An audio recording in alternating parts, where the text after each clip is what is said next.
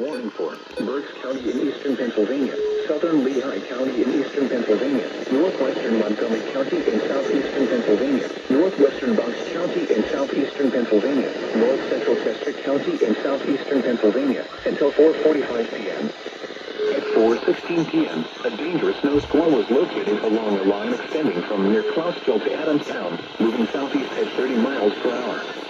Hazard, flash freeze on roads. Intense bursts of heavy snow and gusty winds leading to blowing snow and rapidly falling visibility. Wind gusts up to 35 miles per hour. Source, radar and webcams.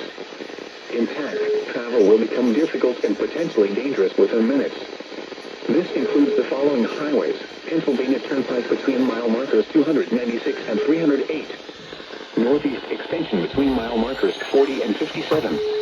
Interstate 78 in Pennsylvania between mile markers 35 and 62. Interstate 176 in Pennsylvania between mile markers 1 and 11.